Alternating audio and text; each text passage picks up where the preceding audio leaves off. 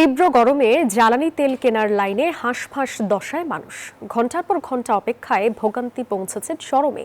শনিবার রাজধানীর ফিলিং স্টেশনগুলোতে এই চিত্র দেখা গেছে। ভোগান্তির সঙ্গে যুক্ত হয়েছে ফুয়েল পাস অ্যাপস নিয়ে বিড়ম্বনা। গ্রাহকের অভিযোগ, অ্যাপস থাকলে মিলছে ১২০০ টাকার তেল, না থাকলে দেয়া হচ্ছে ৮০০ থেকে ১০০০ টাকার। আবার সার্ভার জটিলতায় কখনো কখনো অ্যাপস কাজ করছে না। পাম্প কর্তৃপক্ষ বলছে ডিপো থেকে পর্যাপ্ত তেল পাচ্ছে না তারা, এই কারণে ভোগান্তি বাড়ছে। এদিকে রাজধানীর নিকুঞ্জতে একটি ফিলিং স্টেশন পরিদর্শন করেছেন বিরোধী দলীয় নেতা ও জামায়াতের আমির ডাক্তার শফিকুর রহমান। নরমালি হলে ৫০০-৬০০ টাকা তেল পাওয়া যায়, বাট ফুয়েল পাস হলে ৮০০-১০০০ এক এক পাম্পে এক এক রকম দিচ্ছে আর কি। এখন মনে হচ্ছে এক্সট্রা জটিলতা। যখন প্রথমে দিয়েছিল তখন ভাবছিলাম হয়তো এটা সুবিধা হবে, কিন্তু আসলে এটা কোনো সুবিধা কেউ পাচ্ছে না। অনেক সময় সফটওয়্যারে কাজ করে না, মানে এই সমস্যাটাই বেশি হয়ে যাচ্ছে আমার এই জায়গায়। ২০০-র বেশি সার্ভিস ও ফিচারে লেনদেনের সব বিকাশ অ্যাপে সম্ভব।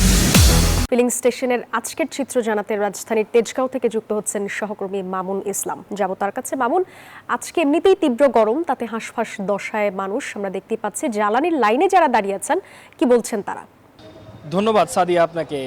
আমি এই মুহূর্তে রয়েছি তেজগাঁওয়ে যে একটি ফিলিং স্টেশন রয়েছে, সে ফিলিং স্টেশনে আমরা সকাল থেকে কিন্তু বেশ কিছু ফিলিং স্টেশনে এখনও পর্যন্ত ঘুরে দেখেছি। এখনও পর্যন্ত কিন্তু বেশ ফিলিং স্টেশনগুলোতেই দেখেছি তেল নেই এবং তারা কিন্তু তেল সরবরাহ করতে পারছে না, এবং যার কারণেই কিন্তু লাইনগুলো আরও দীর্ঘ হচ্ছে। আমরা যে ফিলিং স্টেশনে রয়েছি সেই ফিলিং স্টেশনে অনেকে কালকে রাত থেকে অপেক্ষা করছে, বলছিলেন আমাদের যে তারা এখনও পর্যন্ত কিন্তু তেল কখন পাবে সেই নিশ্চয়তা তাদের নেই।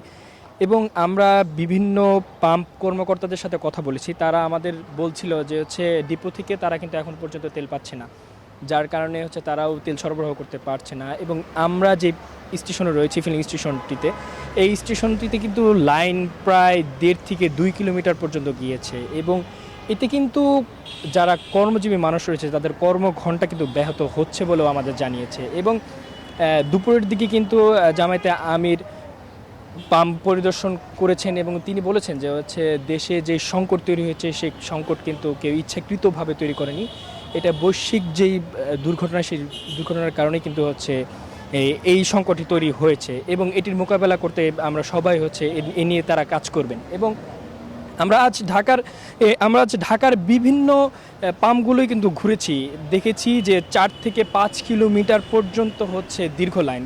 সেই লাইনগুলো হয়েছে যেই পাম্পগুলোতে তেল রয়েছে সেই পাম্পগুলোতেই কিন্তু এরকম লাইন আমরা দেখেছি।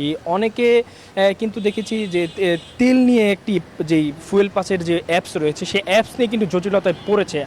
আমাদের বলছিলেন যে যে ফুয়েল পাসের যে সার্ভার জনিত যে সমস্যায় পড়তে হচ্ছে অনেককেই, এবং পাম্পের কাছাকাছি এসেই কিন্তু এরকম অনেক সমস্যার মধ্যে তারা পড়ছে। তো এই ছিল আমার কাছে রাজধানী থেকে পাম্প নিয়ে সর্বশেষ তথ্য। সাদিয়া। মামুন, ধন্যবাদ আপনাকে।